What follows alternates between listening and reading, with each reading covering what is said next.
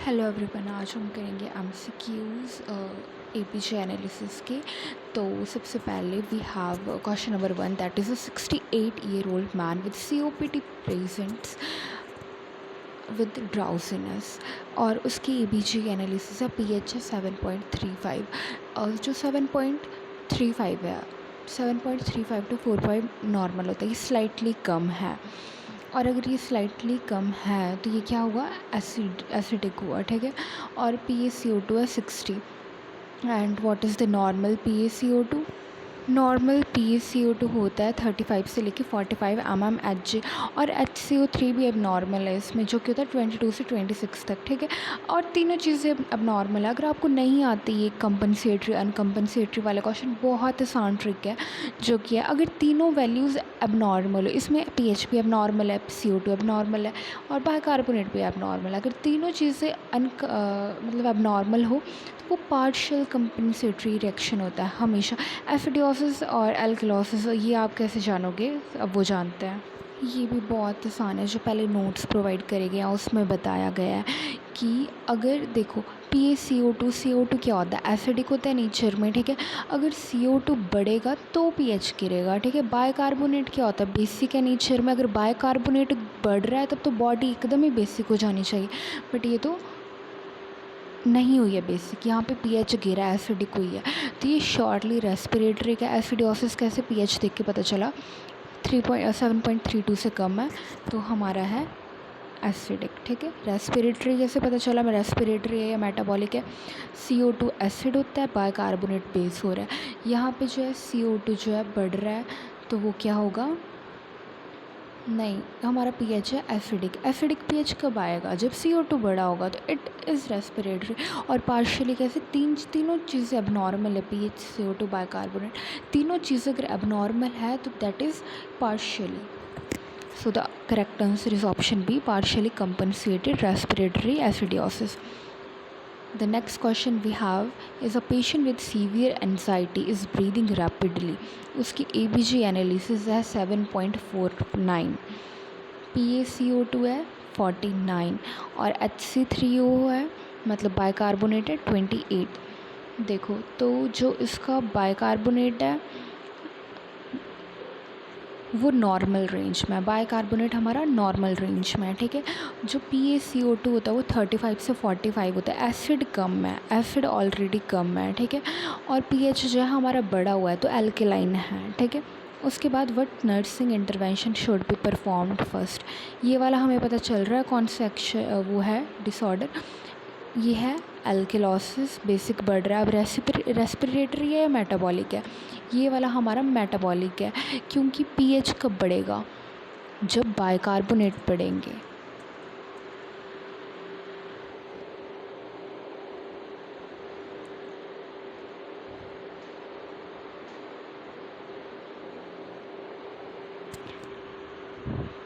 ठीक है। तो जो हमारा CO2 है ना, वो अपनी नॉर्मल वैल्यू से गिर चुका है, उसकी नॉर्मल वैल्यू थी 35 से 45। एसिड कम हुआ है इसीलिए pH बढ़ा है, pH 7.45 से ज़्यादा होता है तो बेसिक चला जाता है, ठीक है। तो ये बेसिक क्यों हुआ है, क्योंकि एसिड कम है, ठीक है। और क्या बाइकार्बोनेट अपनी नॉर्मल वैल्यू से थोड़ा चेंज है, बाइकार्बोनेट को क्या करना चाहिए था, बाइकार्बोनेट को यहाँ पे कम होना चाहिए था, जो कि कम नहीं हुआ है, क्योंकि बाइकार्बोनेट बेस है तो बेस कम होगा ऑलरेडी, मतलब ब्लड जो इतना बेसिक जा रहा है 7.45 और 35 के बीच में होना चाहिए था, बट ये ऑलरेडी इतना ज़्यादा एल्केलाइन जा रहा है, इसको तो कम होना चाहिए, तो बाइकार्बोनेट को कम होने, तो बिल्कुल अनकम्पनसेटरी ये हमारा रिएक्शन रहेगा। और साथ ही में हमने देखना होता है कि PaCO2 और बाइकार्बोनेट, इन दोनों में से एबनॉर्मल वैल्यू किसकी है, यहाँ पे CO2 की अब नॉर्मल है, CO2 कहाँ होती है, लंग्स में, बाइकार्बोनेट हो गया मेटाबॉलिक, और ये जो CO2 हो गया ये है रेस्पिरेटरी, तो ये होना चाहिए था हमारा अनकम्पनसेटेड रेस्पिरेटरी एल्केलोसिस, ठीक है। और उसके बाद यहाँ पे पूछा गया है विच nursing intervention should be performed first, administer sodium bicarbonate, encourage slow control breathing and assess cause, restrict oral fluid, prepare for dialysis। तो ऑप्शन बी यहाँ पे सही होगा। स्लो और कंट्रोल ब्रीदिंग करनी चाहिए टू असेस द कॉज, क्योंकि हमें पता है कि जो हमें ना देखो यहाँ पे बेस ज़्यादा हो गया बॉडी में और हमें बॉडी में थोड़ा एसिड चाहिए ज़्यादा। तो क्या होता है जब हम सांस बाहर छोड़ते हैं तो CO2 बाहर जाती है और CO2 होता है एसिडिक इन नेचर। एसिड बाहर जा रहा है, बॉडी और बेसिक हो जाएगी।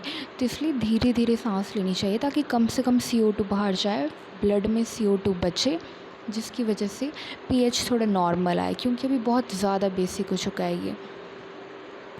अगर आपको कुछ भी समझ नहीं आ रहा है कि क्या ये 7.3945 ये क्या है, ये सब कुछ नॉर्मल वैल्यूज़ क्या हैं, तो आप मेरा लेक्चर अटेंड कीजिए। ये दूसरा, ये वाला तो बस क्वेश्चंस के वाला लेक्चर है, जिसमें अगर आपको सब कुछ आता है तो आपकी प्रैक्टिस के लिए ये लेक्चर है। Then third question we have is, a patient with diabetic ketoacidosis has pH 7.18, PaCO2 24, H bicarbonate 10। ये क्वेश्चन बहुत आसान है, ऐसे कंफ्यूज नहीं होना चाहना है। पहले pH देखना है, 7.35 से कम है मतलब एसिडिक कंडीशन है। एसिड किससे रिलेटेड है? CO2 से रिलेटेड है, तो ये रेस्पिरेटरी का ही है। तो ये ऑप्शन बी तो सही आ गया, रेस्पिरेटरी कंपनसेशन। बट उसके अलावा जब तीनों वैल्यूज़ एबनॉर्मल हो, देखो क्या बात है यहाँ पे, pH जो है कम हो गया है, ठीक है। क्यों कम हुआ है? क्योंकि देखो pH कम हुआ मतलब एसिडिक कंडीशन है। क्यों? क्योंकि कार्बन डाइऑक्साइड बॉडी में कम है। कार्बन डाइऑक्साइड मतलब एसिड बॉडी में कम है, ठीक है। इसीलिए हमारा pH कम हो गया है। पहले तो अगर तीनों चीज़ें एबनॉर्मल हैं, यहाँ पे कोई भी अपनी नॉर्मल रेंज में नहीं है, pH भी नहीं है, CO2 भी नहीं है, बाइकार्बोनेट भी नहीं है, तो वो पार्शियल कंपनसेटरी रिएक्शन होता है, ठीक है। तो ये पार्शियल कंपनसेटरी, और साथ ही में अब इसमें क्या है कि देखो जो हमारा CO2 है वो एसिड है। अगर एसिड नॉर्मल रेंज जो है 35 से 45, अगर 45 से बढ़ जाएगा तो एसिडियोसिस हो जाएगा, और 35 से कम हो जाएगा तो एल्केलाइन हो जाएगा। और वहीं पे बाइकार्बोनेट जो है नॉर्मल रेंज है 22 से 26, ठीक है। तो बाइकार्बोनेट अगर हमारा कम हो रहा है, जो बेस अगर हमारा कम हो रहा है तो एसिड बढ़ेगा। यहाँ पे 10 है तो एसिड बढ़ा हुआ है, ठीक है। यहाँ पे हमारा एसिड बढ़ा हुआ है, इसलिए जो है एसिडिक कंडीशन है, ठीक है। और यहाँ पे जो है PaCO2 जो है हमारा कंपनसेट कर रहा है, ठीक है। तो ये तो पार्ट पर कंपनसेट तो ये कर रहा है, बट क्या इसने इसके कंपनसेट करने के बाद pH नॉर्मल पे आया? नहीं आया, तो that is partial compensatory reaction. और उसके बाद the low PaCO2 indicates, that is देखो PaCO2 CO2 तो हमारा किससे रिलेटेड है? रेस्पिरेटरी के रिलेटेड है, तो ऑप्शन सी तो आप ऐसे ही हटा दो, ठीक है। और उसके बाद है क्या ये कंपनसेट कर रहा है कि नहीं कर रहा है, लाइक फेलियर है, कंपनसेटेड है, कंपनसेशन है, क्या है? यस, ये कंपनसेट कर रहा है, क्योंकि अपनी नॉर्मल रेंज में नहीं है, ये गिर चुका है, ठीक है। अगर एसिड कम हुआ, मतलब एसिड अगर कम है तो बॉडी में बेस बढ़ रहा है, और हम देख रहे हैं कि pH कम है, तो ये ट्राई कर रहा है कि pH ऐसा कम ना रहे, उसको बढ़ाए, ठीक है। उसके बाद question number 4 we have, which patient is most likely to develop respiratory acidosis? That is option A, patient receiving opioid overdose, ठीक है। रेस्पिरेटरी एसिडियोसिस में क्या होता है? रेस्पिरेटरी लंग से रिलेटेड, लंग में क्या है हमारे? CO2, ठीक है। एसिडियोसिस कब होगा? जब CO2 बाहर नहीं निकल पाएगी सारी, जब सारी CO2 बाहर नहीं निकल पाएगी और CO2 अंदर रिटेन रहेगी तो एसिडियोसिस हो जाता है। और ये जो ओपॉइड वाला है, ओपॉइड ओवरडोज में क्या होता है कि बहुत मतलब बहुत शैलो ब्रीदिंग होती है, एकदम बहुत फास्ट ब्रीदिंग हो जाती है, ठीक है। जिसकी वजह से अच्छे से CO2 बाहर नहीं निकल पाती है, बॉडी में CO2 रिटेन रहती है, जिसकी वजह से एसिडियोसिस हो जाता है। डायरिया में क्या होता है? बाइकार्बोनेट्स बाहर निकल जाते हैं। और वॉमिटिंग में क्या होगा? पेट में क्या होता है? एसिड होता है। एसिड वॉमिटिंग के थ्रू बाहर निकलेगा तो बॉडी बेसिक हो जाएगी। तो रेस्पिरेटरी एसिडियोसिस किस में होगा? ओपॉइड ओवरडोज में। Next question we have, patient has, उसकी ABG एनालिसिस है, pH 40 आ रहा है, नॉर्मल है, PaCO2 50 आ रहा है, HCO3 मतलब बाइकार्बोनेट 31 आ रहा है, ठीक है। तो विच इंटरप्रिटेशन इज़ मोस्ट एक्यूरेट? ये कौन सा वाला इंटरप्रिटेशन है, ठीक है। pH हमारा नॉर्मल आ चुका है, ठीक है। और जब हमारा देखो हमारी बॉडी में CO2 बढ़ा है, CO2 बढ़ा है मतलब एसिडिक कंडीशन हो गई थी, ठीक है। और बाइकार्बोनेट क्या होता है, बेसिक है नेचर में, ये भी बढ़ गया। एसिड बॉडी में बहुत ज़्यादा था, बेस को भी बढ़ना पड़ा ताकि नॉर्मल पे ला पाए, ठीक है। एसिड अकेला बढ़ा होगा, एसिडोसिस हो जाएगी, ठीक है। तो बाइकार्बोनेट भी बढ़ा ताकि एसिड बेस दोनों बराबर हो जाए। और देखो इन CO2 बढ़ा हुआ था, CO2 बढ़ा है, रेस्पिरेटरी के रिलेटेड हो गया, ठीक है। और CO2 क्या है, बढ़ा हुआ CO2। अगर 45 से ज़्यादा CO2 तो एसिड बढ़ चुका है, ठीक है, तो एसिडोसिस होगी। रेस्पिरेटरी एसिडोसिस हमारा कंफर्म हो गया, ठीक है। और देखिए इसको मैं दोबारा रिपीट करती हूँ दूसरे वे में ताकि आप पूरी तरह समझ पाओ। और वहीं पे अगर ये CO2 हमारा कम होता 35 से, CO2 कम है मतलब बेसिक बढ़ा है, ठीक है, और बेस बढ़ा है तो pH 45 7.45 से ज़्यादा है, ठीक है। इतना समझ आ गया। उसके बाद हमारा बाइकार्बोनेट है 31, बेस भी बढ़ा है तो फुल्ली कंपनसेटेड ये रिएक्शन है क्योंकि pH नॉर्मल पे आ गया। फुल्ली कंपनसेटेड कब होगा, जब pH नॉर्मल पे आ जाएगा, ठीक है। A ventilated patient suddenly develops pH 7.55, body basic हो गया, ब्लड बेसिक हो गया, 4-5 से ज़्यादा हो जाए तो बेसिक, 7.35 से कम हो तो बॉडी या फिर ब्लड एसिडिक। और CO2 हमारा क्या है 25, नॉर्मल कितना है 35 to 45, बाइकार्बोनेट हमारा नॉर्मल है 22 to 26, ठीक है। द नर्स शुड सस्पेक्ट, क्या कॉज होगा, वेंटिलेटर पे क्या होता है कि आपको मशीन के थ्रू वेंटिलेट कराया जाता है, CO2 भी आपको मशीन के थ्रू रिमूव करी जाएगी, ऑक्सीजन आपको मशीन के थ्रू दी जाएगी, ठीक है। तो वेंटिलेटर पे मोड सेट करते हैं कि हाँ इतना वो करना है, इतनी ऑक्सीजन देनी है, इतनी कार्बन डाइऑक्साइड निकालनी है बॉडी से, उसके अकॉर्डिंग होता है ये। तो अगर नर्स शुड सस्पेक्ट, क्या कॉज होगा कि उसका pH जो है इतना ज़्यादा बढ़ गया है। देखो इसका आंसर है हाइपर वेंटिलेशन, ठीक है। अब हाइपर वेंटिलेशन में क्या होता है कि हमारी ब्रीदिंग जो है बहुत लंबी लंबी सांसें हो जाती हैं, मतलब ब्रीदिंग हमारी बहुत फास्ट और डीप हो जाती है। डीप ब्रीदिंग में क्या होगा कि जितनी भी अंदर CO2 होगी ना, जितना भी CO2 मतलब एसिड, वो बॉडी से बाहर निकल जाएगा, ठीक है। अगर CO2 जो है हमारा बॉडी से बाहर निकल जाएगा, बॉडी बेसिक हो जाएगी। और यहाँ पे pH क्या है 7.45 से ज़्यादा है मतलब बेसिक या फिर एल्कलाइन कह लो, ठीक है। तो इसका कॉज क्या है, हाइपर वेंटिलेशन।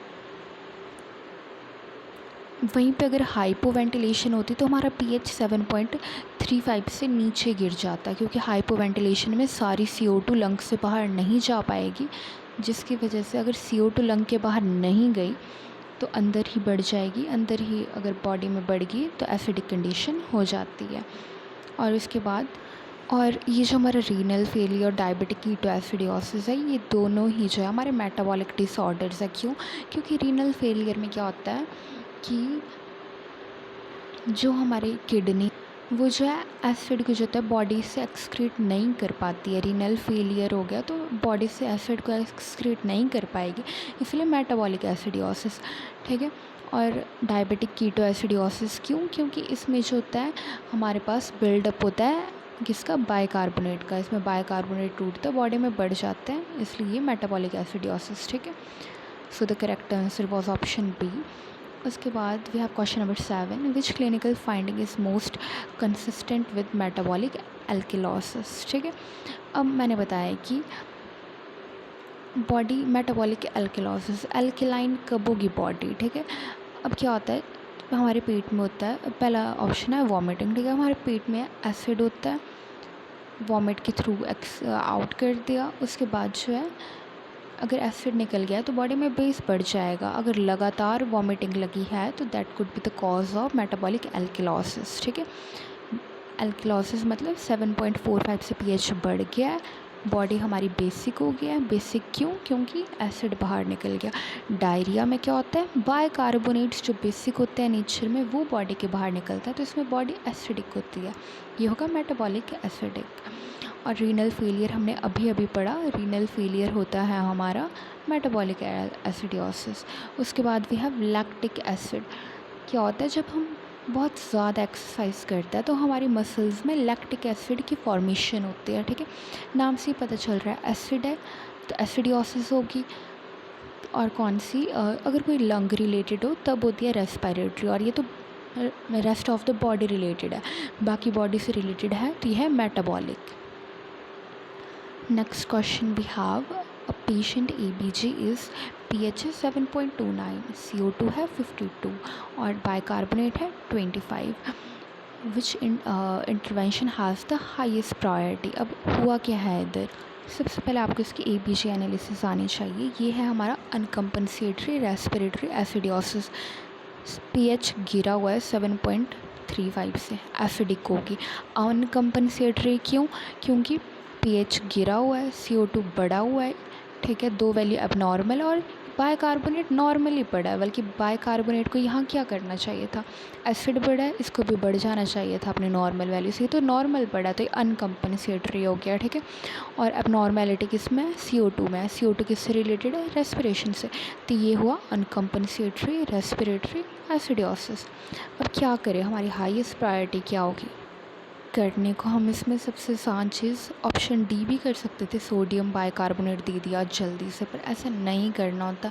सबसे पहले जो हम उसका एयरवे इम्प्रूव करेंगे, उसको अच्छे से वेंटिलेट कराएंगे, ताकि वो ज़्यादा से ज़्यादा जो है सांस बाहर छोड़े, एकदम डीप ब्रीथ लेके सांस बाहर छोड़े, एसिड ज़्यादा से ज़्यादा बाहर निकले और हमारी बॉडी का pH नॉर्मल पे आए। अभी तक हमने टोटल करे 8 क्वेश्चंस और ये मैंने बहुत डीपली कराए कि सारा कॉन्सेप्ट इनमें कवर हो जाए। तो ये जो अगले क्वेश्चन है इनको मैं सिर्फ रीड करूँगी, करेक्ट आंसर बताऊँगी, बट आप पॉज करके उसको सॉल्व करोगे खुद से, ठीक है। Which statement regarding ABG interpretation is correct, that is option C. pH determine whether acidic और एल्किनीमिया इन इज़ प्रेजेंट। pH से देखते हैं हम एसिडिक कंडीशन, अल्कलाइन कंडीशन है, क्या है ना। उसके बाद है patient with chronic COPD has an SpO2 of 88% and is comfortable. The physician order and ABG। The primary purpose of measuring PaCO2 is to, that is option B, evaluate adequacy of alveolar ventilation, that is option B, evaluate adequacy of alveolar ventilation। इसमें होगा क्या कि अगर हमारी body में अच्छे से CO2 remove नहीं हो पा रही है तो वो वहाँ पे बढ़ जाएगी और उसको क्या करवाना पड़ेगा, हमें फिर हाइपर वेंटिलेट कराना पड़ेगा। तो एल्वुलर में अगर आपको CO2 बढ़ी हुई लग रही है, हाइपर वेंटिलेट कराएंगे, वो सब आ गए, दैट इज़ ऑप्शन बी। उसके बाद हम 20 MCQs करेंगे थोड़ा हायर लेवल के साथ, इसमें अनकम्पनसेटरी कंपनसेटरी अच्छे से देखेंगे, जो कि मैंने ऊपर आपको बहुत बार कराया। तो हर क्वेश्चन में हमने ऑलमोस्ट कंपनसेटरी देखा ही। अगर आपको अभी भी नहीं पता चल रहा तो इस वीडियो के नीचे एक लिंक अटैच करूँगी, उस वीडियो में आप देख सकते हैं, बहुत आसान है। अ patient has the following, pH है 7.24, CO2 है 56, HCO3 है 24। तो ये कौन सा हुआ, that is uncompensated respiratory acidosis. pH को देख के पता चल रहा है एसिडिक है, और हमारा CO2 बढ़ा है तो रेस्पिरेटरी होगा, और HCO3 हमारा नॉर्मल पे है, कोई काम नहीं करा है, अनकम्पनसेटेड होगा। Patient has pH 7.51, CO2 29, HCO3 24। ये वाला कैसा होगा, ये भी होगा अनकम्पनसेटरी रेस्पिरेटरी एल्कलोसिस। 7.45 से बड़ा है, देख के पता चल रहा है अल्कलाइन कंडीशन है। उसके बाद रेस्पिरेटरी या मेटाबॉलिक है, कैसे पता चला, हमारा CO2 अगर अपने नॉर्मल वैल्यूज़ एसिड है, अगर एसिड बढ़ा हुआ है तो एसिडोसिस, अगर एसिड कम है तो एल्कलोसिस, ठीक है। और एल्कलोसिस की कंडीशन है ये, ठीक है। और ऐसे भी CO2 जो बाइकार्बोनेट है वो नॉर्मल रेंज में है, तो ये रेस्पिरेटरी का ये, ठीक है, uncompensated respiratory alkalosis. Which ABG value is best indicated indicator of alveolar ventilation. CO2 lungs में, CO2 का ही चेक करेंगे, तो और बाइकार्बोनेट बॉडी में, और O2 नहीं करता है, CO2 करता है, तो option B. Then we have a patient with COPD suddenly develops drowsy, becomes drowsy, which ABG changes expected। हमारा CO2 बढ़ा हुआ है। सबसे पहले COPD में होता क्या है, जो एयरवे होता है वो नैरो हो जाता है, और जिसकी वजह से क्या होगा, पेशेंट जो है अच्छे से जो है CO2 जो है बाहर एक्सेल नहीं कर पाएगा। तो उसमें क्यों ड्राउजी होगा, क्योंकि CO2 बढ़ा होगा। COPD में होता ही यही है, और जो पाथवे वो नैरो हो जाता है और CO2 अच्छे से बाहर नहीं जा पाती है। Which condition commonly cause metabolic acidosis, that is diarrhoea. इतनी बार करती हैं हमने कि डायरिया में क्या होता है, डायरिया में सारे बाइकार्बोनेट बाहर एक्सक्रीट हो जाते हैं, तो क्या होगा, एसिडोसिस हो जाएगा, क्योंकि बेस गया तो एसिड बढ़ जाएगा। Patient has pH 7.30, CO2 50, bicarbonate 30। क्या हुआ होगा, इंटरप्रिटेशन है इसकी पार्शियली कंपनसेटेड रेस्पिरेटरी एसिडोसिस। बहुत बार कर चुके, क्योंकि एसिडोसिस क्यों, pH अपनी नॉर्मल वैल्यू से नीचे है, 7.35 से नीचे है। उसके बाद रेस्पिरेटरी है या फिर बाइकार्बोनेट, रेस्पिरेटरी या मेटाबॉलिक है, कैसे पता चला, एसिड जो अपनी नॉर्मल रेंज से बढ़ा हुआ है, एसिड अपनी नॉर्मल रेंज से बढ़ा हुआ है तो क्या होता है, एसिडोसिस हो जाता है। यहाँ पे बाइकार्बोनेट भी अपनी नॉर्मल रेंज से बढ़ा हुआ है। अगर बाइकार्बोनेट नॉर्मल रेंज से बढ़ा हुआ मतलब वो ट्राई कर रहा है कंपनसेट करने का, ठीक है।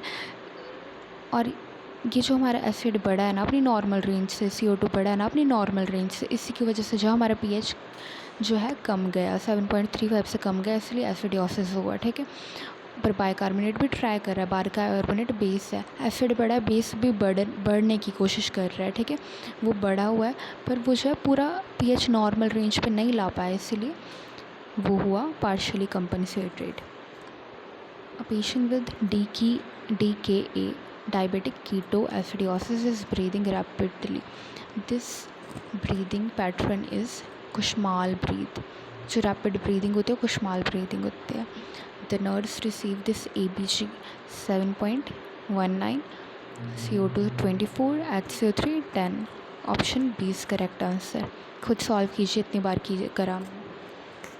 Which patient is most likely to develop respiratory alkalosis? That is panic attack, option B. Which parameter changes first in respiratory disorder? सांस रिलेटेड है, लंग में क्या है, CO2 है, PaCO2 is correct answer. ABG pH 7.39, CO2 है 50, bicarbonate है 30। क्या होगा, fully compensated respiratory acidosis. Patient is hyper ventilating because of anxiety. Which ABG finding is expected? That is low CO2, PaCO2. Option number 13, which patient require immediate nursing care? That is जिसका pH abnormal है, ज़्यादा ही abnormal है, that is pH 7.18 varies है।